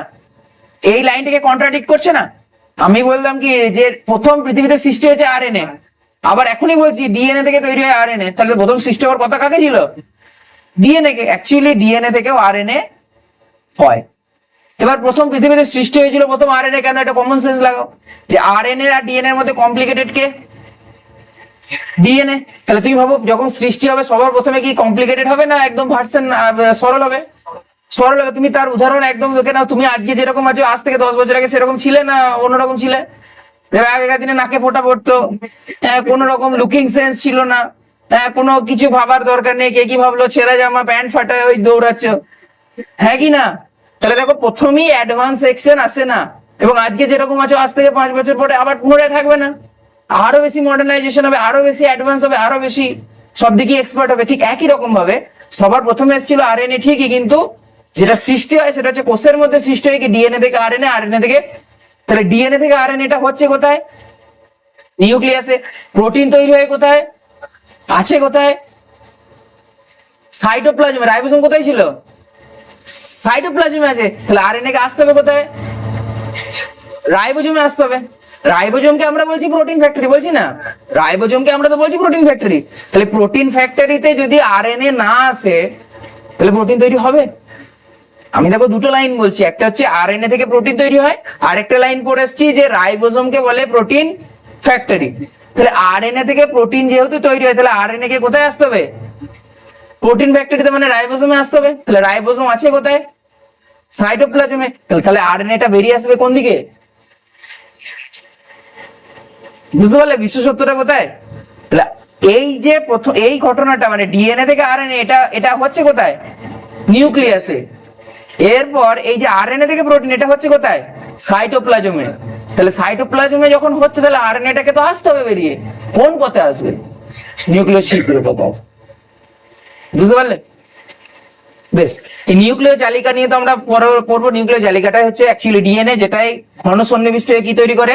ক্রোমোজোম। আর নিউক্লিয় লাস কি? নিউক্লিয় লাসের মধ্যে আমরা যেটা বলেছি নিউক্লিয় লাস অ্যাকচুয়ালি সৃষ্টি হয় ক্রোমোজোম থেকে। ক্রোমোজোমের দেখবে একটা অঞ্চল ছিল, কি অঞ্চল? NOR। মনে হচ্ছে গৌণ খাঁজের কাছে একটা অঞ্চল ছিল NOR অঞ্চল। NOR এর পুরো কথা কি? Nucleolar organiser region. নিউক্লিওলার মানে হোয়াট ইজ নিউক্লিওলার? মানে সেখানে কি তৈরি হয়? নিউক্লিয় লাস তৈরি হয়। তাহলে নিউক্লিয় লাস কোথা থেকে সৃষ্টি হচ্ছে? ক্রোমোজোম থেকে। ক্রোমোজোমের গৌণ খাঁজ থেকে। আর নিউক্লিয় লাস থেকে সৃষ্টি হচ্ছে রাইবোজোম। সিকোয়েন্স বুঝতে পারছো কি? আমরা সিকোয়েন্স বুঝতে না পারলে কিন্তু ভালো লাগবে না। এটা কি? এটা এন্ডোপ্লাজমিক জালিকা বা এন্ডোপ্লাজমিক রেটিকুলাম, যেটা আমরা কোথায় দেখতে পাবো? যেটা আমরা দেখতে পাবো দেখো, এটা হচ্ছে নিউক্লিয়াস। নিউক্লিয়াসের সাথে একদম গা থেকে শুরু হয়েছে একদম কোষের যেখানে কোষ পর্দা, সেই কোষ পর্দা অব্দি বিস্তৃত থাকে। তুমি ভাবো তো এই যে যাবতীয় যা পর্দা, নিউক্লিয় পর্দা, কোষ পর্দা, থাইলাকয়েডের পর্দা, এগুলোর কি স্ট্রাকচার একই রকম হবে না আলাদা রকম হবে? সব এক। আমি কি বললাম যে কোন রকম পর্দা আলাদা নয়। অ্যাকচুয়ালি এই যে পর্দাগুলো দেখতে পাচ্ছ এটা কোষ পর্দাটাই ভাঁজ হয়ে তৈরি হয়েছে। এই যে থাইলাকয়েডের পর্দা দেখতে পাচ্ছ এটা কোষ পর্দাটাই ভাঁজ হয়ে তৈরি হয়েছে। মানে তুমি যদি একটা স্ট্রাকচার ভালো করে কোষের স্ট্রাকচার দেখো, দেখবে ওই একদম কোষ পর্দাটা থেকে শুরু হয়েছে, তারা কানেক্টেড একদম সব কোষ অঙ্গাণুগুলো একটা জিনিস নিয়েই তৈরি, সেটা কি? কোষ পর্দা, নাথিং এলস। তো আমরা এটা যে স্ট্রাকচারটা দেখতে পাই এটাকে আমরা কি বলি? ER, endoplasmic. এবং ER কত রকমের হয়? কি কি? একটা হচ্ছে RER আর একটি SER। RER এর কাজ কি? RER এর ফুল ফর্ম হচ্ছে রাফ এন্ডোপ্লাজমিক রেটিকুলাম, অর্থাৎ যে সমস্ত এন্ডোপ্লাজমিক রেটিকুলামের গায়ে কে থাকে? রাইবোজোম থাকে, তার ফলে সেটা অমসৃণ হয়, তাকে আমরা বলছি RER। আর যে এন্ডোপ্লাজমিক রেটিকুলামের গায়ে কোনো রকম রাইবোজোম, তাকে আমরা কি বলি? কাজ কি? ফ্যাট সংশ্লেষ, একদম ফ্যাট সংশ্লেষ।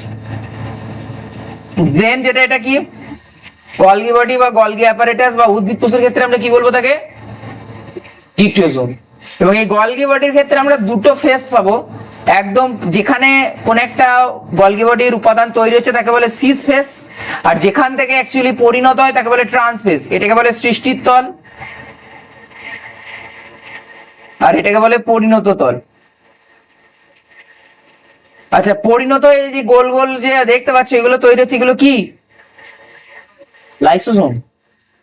তাহলে লাইসোসোম কোথা থেকে তৈরি হচ্ছে? গলগি বস্তু থেকে। লাইসোসোমের মধ্যে আছে কি? বিভিন্ন উৎসেচক আছে। শুধু লাইসোসোমই তৈরি হয় এমনটা নয়। মানে কিরকম ব্যাপারটা বলো তো? গলগি বডি হচ্ছে একটা কারখানা, যে কারখানাতে বিভিন্ন রকমের প্রোডাক্টের প্যাকেজিং হয়, দিয়ে সেটা ডেলিভারি হয়। মানে ধরো একটা কারখানায়, যে কারখানাতে মদ, বিড়ি, সিগারেট, গাঁজা সব ট্রান্সপোর্ট হয় আলাদা আলাদা, মানে সেই কারখানার মধ্যেই হচ্ছে, কিন্তু আলাদা আলাদা সেকশন আছে। যেমন তোমাদের স্কুলে আলাদা আলাদা ঘর আছে না, কোনোটাতে বায়োলজির জ্ঞান চলছে, কোনোটাতে ম্যাথের জ্ঞান চলছে, কোনোটাতে ফিজিক্সের জ্ঞান চলছে, হ্যাঁ কি না? ঠিক সেরকম এখানেও আমরা দেখতে পাবো যে অ্যাকচুয়ালি এর দুটো তল, একটা হচ্ছে সৃষ্টির তল, একটা পরিণত তল। এই গলগি বডির মধ্যে তিন রকমের স্ট্রাকচার থাকে। গলগি বডি বলো, ইয়ার বলো, এখানে তিন রকমের স্ট্রাকচার থাকে। যদি এরকম চ্যাপটা হয় সেই গঠনটাকে বলে সিস্টার্নি। যদি এরকম এটা সরু নলাকার হয় তখন তাকে বলে টিউবিউল। আর এই গোল গোল গুলোকে কি বলে? ভেসিকেল বা থলি। ভেসিকেল মানে অ্যাকচুয়ালি কি? থলি। তো এই তিনটে স্ট্রাকচার নিয়ে গলগি বডি তৈরি, এবং এই গলগি বডিকে কি বলা হয়? Traffic police. Traffic police of cell. কেন বলে? ট্রাফিক পুলিশ কি করে? কোন দিকে গাড়ি যাবে না যাবে ঠিক করে, এও ঠিক করে ক্ষরণটা হবে কোন দিকে যাবে, কোথায় যাবে, কিভাবে যাবে, সবকিছু। তাহলে কোষের ক্ষরণ বা সিক্রেশনে সাহায্য করে কে? খেয়াল থাকে, পরীক্ষার প্রশ্ন দেয় যে কোষের ক্ষরণে সাহায্যকারী কোষীয় অঙ্গাণু কোনটি? গলগি অ্যাপারেটাস বা গলগি বডি বা ডিক্টিওসোম, উদ্ভিদ কোষের। বুঝতে পারলাম? নেক্সট কি? লাইসোসোমের মধ্যে আছে কি? উৎসেচক। কি উৎসেচক? লাইসোজাইম। লাইসোজাইম উৎসেচক আছে, এবং সে যখন চাইবে সে নিজেকে কি করে দেবে? বাস্ট করে দেবে, দিয়ে কোষটার কি করে দেবে? মেরে দেবে। আচ্ছা, তো আমরা পড়ে আসছি সেই জন্য একে কি বলে? বা সুইসাইডাল। প্রশ্ন হচ্ছে কেন নিজেকে মারলো? একটা টেরোরিস্ট মারে নিজের স্বার্থ আছে যে আমি মরবো, এতজনকে মরবো, তাহলে এটা হাহাকার দেখা দেবে। হ্যাঁ, এর কি মোটিভ? কেন মারলো? নিজে মরলো কেন? বলো, কোনো কিছু? ঠিক। ওরা এরকম পাশাপাশি কোর্স আছে, মানে আমরা তার মানে লাইসোসোম তার মানুষের মতো নয় যে ধরো ফর এক্সাম্পল তোমার বাড়িতে কোনো ডাকাতি পড়েছে, ঠিক আছে? তুমি কি মানুষ হলে কি বলবে এই আমাদের বাড়িতে ডাকাতি পড়েছে তোর ঘরটা লাগিয়ে দে? বলবে? বলবে আমার তো চুরি করেছে, ওর ঘরটা খোলা আছে, ওর ঘরে যাও, কিছু পাবে আমাদের থেকে ভালো পয়সা আছে। এদের সেরকম ধরো মনে করো এই কোষে কোনো প্যাথোজেন অ্যাটাক করেছে, এই কোষে প্যাথোজেন অ্যাটাক করলে কে? গলগি বডি লাইসোসোমের মধ্যে থলি আছে পূর্ণ। এবার এই কোষের মধ্যে যদি প্যাথোজেন অ্যাটাক করে, এ লাইসোসোম যখন এই কোষটাকে মেরে ফেলবে, প্যাথোজেনটার এই কোষগুলোকে অ্যাটাক করতে পারলো, তার ফলে একটা কোষ মরলো ঠিকই, কিন্তু গোটা দেহটা কি হয়ে গেল? সুরক্ষিত হয়ে গেল। যেমন তুমি ভাবো আমাদের চোখের জলে কি আছে? লাইসোজাইম আছে, এবং সেই লাইসোজাইমের মধ্যে অ্যাকচুয়ালি আছে কি? এই যে লাইসোজোমের মধ্যে অ্যাকচুয়ালি উৎসেচকটা তো লাইসোজাইমই। লাইসোজাইম উৎসেচক কি করে? চোখের জলে কেন লাইসোজাইম আছে? কারণ দেখো চোখ হচ্ছে এমন একটা অর্গান যেটা হচ্ছে দেখো সরাসরি নেচারের সাথে কানেক্টেড। চোখ খোলা রেখেছো, তুমি প্যাথোজেন ঢুকতেই পারে। হ্যাঁ, শুধু ধুলো না, প্যাথোজেনও ঢুকতে পারে। এবার প্যাথোজেন যদি ঢোকে তাহলে তোমার চোখে ইনফেকশন হবে না? হবে না? দেখবে আমরা বলি জয় বাংলা হয়েছে, জয় বাংলাটা কি? কিসের ইনফেকশন? কোথায় ইনফেকশন? চোখের কোন অংশের ইনফেকশন? কনজাংটিভাইটিস। ওকে ডাক্তারি ভাষায় কি বলে? কনজাংটিভাইটিস। আমরা চোখের উপরে একটা বাইরের আবরণের নাম কি? একদম কনজাংটিভা, বা যেটাকে বাংলায় বলে নেত্রবত্ত কলা। দেখবে তোমরা ক্লাস 10 পড়েছো, একদম কর্নিয়ার উপরে থাকে। তো সেখানে যদি কোনো ব্যাকটেরিয়াল ইনফেকশন হয় তখন তাকে আমরা বলি জয় বাংলা। অ্যাকচুয়ালি নামটা কি? কনজাংটিভাইটিস। চোখটা লাল হয়ে যায়, আবার অনেক রকম। এটা অ্যাকচুয়ালি ছোঁয়াচে, কারণ ব্যাকটেরিয়াল ইনফেকশন। ওই জন্য দেখে এটা সেই অন্ধের চশমা পরিয়ে দেয়, কালো কালো চশমা পড়ে আছে, চোখে তাকালে হয়ে যাবে এমনটা নয়। তুমি তোমার আশেপাশে সংস্পর্শে হলে, এবারে তুমি যে চোখটা দিয়ে ইয়ে করছো সেই চোখটাই কে ব্যবহার করছে সেই গামছাটায়, তাহলে তোমার হয়ে যেতে পারে। বুঝতে পারলে? তো সেরকমই লাইসোজাইমের মধ্যে অ্যাকচুয়ালি আছে বিভিন্ন হাইড্রোলাইটিক এনজাইম। কি হাইড্রোলাইটিক? মানে যারা আর্দ্র বিশ্লেষণকারী উৎসেচক। আর্দ্র বিশ্লেষণকারী মানে সে কোন একটা যৌগের মধ্যে জলকে অ্যাড করে দেবে, বন্ধনটা ভেঙে দেবে। আমরা হাইড্রোলাইটিক এনজাইম সম্বন্ধে পড়বো, কোথায় পড়বো? সজীব কোষের রাসায়নিক উপাদান চ্যাপ্টারে পড়বো। তাহলে লাইসোজাইম বিশেষ কিছু না, এটা একক পর্দা না দ্বি একক পর্দা? অলওয়েজ একক। নেক্সট যেটা আরেকটা জিনিস আমরা পড়বো সেটা হচ্ছে মাইক্রোবডিজ। কি মাইক্রোবডিজ? না, আমরা কোষের মধ্যে বেশ কিছু ছোট ছোট এরকম গোলাকার ক্ষুদ্র ক্ষুদ্র একক পর্দাবৃত আমরা কিছু অঙ্গাণু দেখতে পাই, যার মধ্যে বিভিন্ন উৎসেচক থাকে, তাদেরকে আমরা কি বলি? মাইক্রোবডিজ বলে। যেমন আমরা মাইক্রোবডিজের উদাহরণ হচ্ছে পারঅক্সিজোম। এই পারঅক্সিজোমের মধ্যে আছে কি? পারঅক্সিজোমের মধ্যে অ্যাকচুয়ালি আছে H2O2। এটা কি? Hydrogen peroxide. কে কি করে? কে তোমার কোনো প্যাথোজেন ঢুকলে তাকে মেরে ফেলে। এই মাইক্রোবডিজের একটা উদাহরণ হচ্ছে গ্লাইঅক্সিজোম। এই গ্লাইঅক্সিজোমের মধ্যে অ্যাকচুয়ালি আছে কি? লিপিড, অর্থাৎ ফ্যাট। লিপিডকে ভাঙার আর্দ্র বিশ্লেষণকারী উৎসেচক। তাহলে এই যে গ্লাইঅক্সিজোম, পারঅক্সিজোম নামগুলো শোনো। পারঅক্সিজোমের মধ্যে আছে H2O2, গ্লাইঅক্সিজোমের মধ্যে আছে লিপিডকে আর্দ্র বিশ্লেষণকারী উৎসেচক, আর একটা আছে স্ফেরোজোম। এটা অ্যাকচুয়ালি ছবিটা হচ্ছে স্ফেরোজোম। এবং এই স্ফেরোজোমের মধ্যে অ্যাকচুয়ালি আছে কি? স্ফেরোজোমের মধ্যে মেইনলি যেটা আছে সেটা হচ্ছে লিপিড। এই যে লিপিড বাইলেয়ার দেখতে পাচ্ছ, লিপিড। এবং এই স্ফেরোজোমকে বলা হয় উদ্ভিদ কোষের লাইসোজোম। আমরা উদ্ভিদ কোষের লাইসোজোম পেয়েছিলাম? উদ্ভিদ কোষে কোনো লাইসোজোম থাকে না। উদ্ভিদ কোষের লাইসোজোম কাকে বলে? যদিও এর মানে অ্যাকচুয়ালি যে কারণে লাইসোজোমের মধ্যে লাইসোজাইম উৎসেচক থাকে, স্ফেরোজোমে কিন্তু সেরকম কোনো আদ্র বিশ্লেষণকারী উৎসেচক থাকে না। বিজ্ঞানীরা একে স্ফেরোজোমকে কি বলে? উদ্ভিদ কোষের লাইসোজোম। আর একটা জিনিস, উদ্ভিদ কোষের যে মানে যে কোষের যে কোষীয় কঙ্কাল, এই যে বাড়িটা, একটা বাড়ির স্ট্রাকচার ধরে রাখে কারা? শুধু পিলার, পিলারে আছে কি? রড। যে কোনো স্ট্রাকচার একেবারে খাঁচা বানায়, তারপরে পিলার টিলার আছে। তাহলে মেন স্ট্রাকচারটা ধরে রেখেছে কে? রড। তাহলে কোষের মধ্যে স্ট্রাকচারটা ধরে রেখেছে কে? একটা কোষের স্ট্রাকচার, আমাদের যেমন আমাদের দেহের গঠনটা ধরে রেখেছে কে? অস্থি, হাড়। সেরকম একটা কোষের স্ট্রাকচার ধরে রেখেছে কে? না, কোষ পর্দা নয়।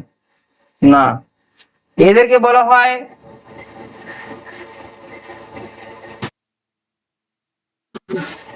সাইটোস্কেলিটন। স্কেলিটন, সাইটোস্কেলিটন বা কোষীয় কঙ্কাল। এটা 3 ধরনের তন্তু নিয়ে তৈরি। যেমন দেখবে একটা বাড়ি যখন বানায় দেখবে 3 ধরনের রড লাগে। পিলার যেটা হচ্ছে একদম মোটা মোটা রড, ছাদ ঢালাই দেবে তার থেকে একটু সরু রড, আর যেগুলো দেখবে ডিজাইন বানাচ্ছে যে সাইড গুলো এক্সটেন্ড যেগুলো করেছে সেগুলো দেখবে সরু রড। তাহলে 3 ধরনের যেরকম রড, সেরকম সাইটোস্কেলিটনে 3 ধরনের এরকম তন্তু লাগে। একটাকে বলে মাইক্রোটিউবিউল, এটা হচ্ছে সব থেকে মোটা। মোটা মানে কতটা মোটা? ওই মোটামুটি 80 থেকে 90 মাইক্রোমিটার, অতীব ক্ষুদ্র। 2 নাম্বার হচ্ছে মাইক্রোটিউবিউল, হলো মাইক্রোফিলামেন্ট, যেটা আমরা নাম শুনেছি মাইক্রোফিলামেন্ট, মানে যেটা থেকে ওই যে বেমতন্তু এগুলো তৈরি হয়। উদ্ভিদ কোষে আমরা পড়েছি মাইক্রোফিলামেন্ট, যেটা দৈর্ঘ্য মোটামুটি ওই 8 থেকে 9 মাইক্রোমিটার হয়, মানে অতীব সরু। আর একটা হয় এই দুটোর মধ্যবর্তী, যেটাকে বলে ইন্টারমিডিয়েট। ইন্টারমিডিয়েট তন্তু, বা যেটারই আরেকটা নাম হচ্ছে অন্তর্বর্তী তন্তু, যেটার দৈর্ঘ্য মোটামুটি মোটা হয় ওই 20 থেকে 25 মাইক্রোমিটার। তাহলে একটা কোষীয় কঙ্কাল কি কি তন্তু নিয়ে গঠিত? 3 ধরনের তন্তু। একটা হচ্ছে মাইক্রোটিউবিউল, একটা হচ্ছে মাইক্রোফিলামেন্ট, আর একটা হচ্ছে ইন্টারমিডিয়েট তন্তু। তো এই যে 3 রকমের তন্তু নিয়ে একটা কোষের স্ট্রাকচার গঠিত। তাহলে this is all about cell. একটা কোষ চ্যাপ্টারে আমাদের এই এই জিনিসগুলো নিয়ে মাথায় নিয়ে তুমি যদি পরীক্ষার হলে ঢোকো, তোমার আশা করি কোনো সমস্যা আর, বুঝতে পারলে? এবার দেখো কোশ্চেন আসি। গ্লাইকোপ্রোটিন গ্লাইকোলিপিডের গুরুত্বপূর্ণ স্থান কোনটি? Vacuole, Golgi body, plastid, lysosome. আচ্ছা, ভ্যাকুওল যখন এসছে, ভ্যাকুওল হচ্ছে একটা উদ্ভিদ কোষই আমরা শুধু পাই। উদ্ভিদ কোষের ক্ষেত্রে আমরা দেখতে পাই এরকম কোষের মেজরিটি জায়গা জুড়ে কে আছে, এরকম একটা ভ্যাকুওল আছে। এবং ভ্যাকুওলের বাইরে যে প্রাচীরটা আছে, পর্দাটা আছে, তার নাম কি? এটাই দেয় যে কোষ, ভ্যাকুওলের কোষ পর্দাকে কি বলে? ভ্যাকুওলের কোষ পর্দাকে বলে ট্রোনোপ্লাস্ট। এইটাই খেয়াল রেখো। গ্লাইকোপ্রোটিন গ্লাইকোলিপিড সংশ্লেষ হচ্ছে কোথায় হবে? গোলগি বস্তুতে। সঙ্গী কোষের কাজ কোনটি? সঙ্গী কোষ কোথায় পাবো? Xylem, phloem. ফ্লোয়েমের চারটি উপাদান ছিল, একটা হচ্ছে সিব উপাদান, সঙ্গী কোষ, জাইলেম, ফ্লোয়েম প্যারেনকাইম আর ফ্লোয়েম তন্তু। অঙ্গসংস্থান পড়নি বলে মনে নেই, এটা ক্লাস 9 এ পড়েছিল। সেগুলো সিব উপাদানকে সক্রিয় বলে শক্তি দরকার নেই, এটা হচ্ছে সঠিক উত্তর হবে এইটা। নিষ্ক্রিয় পরিবহন সিব দরকার, আমি পরে বলছি। কোনটি পেপটাইড সংশ্লেষ করে? Chloroplast, mitochondria, chloroplast, mitochondria, chromoplast, ribosome. No, ribosome. Peptide মানে কি গো? পেপটাইড কোথায় থাকে? প্রোটিনে। পেপটাইড বন্ধন কোথায় থাকে? প্রোটিনে। আর কার্বোহাইড্রেটে কি বন্ধন থাকে? সজীব কোষের রাসায়নিক উপাদান চ্যাপ্টারে পড়েছো তো। ওই নোট বের করো দেখি।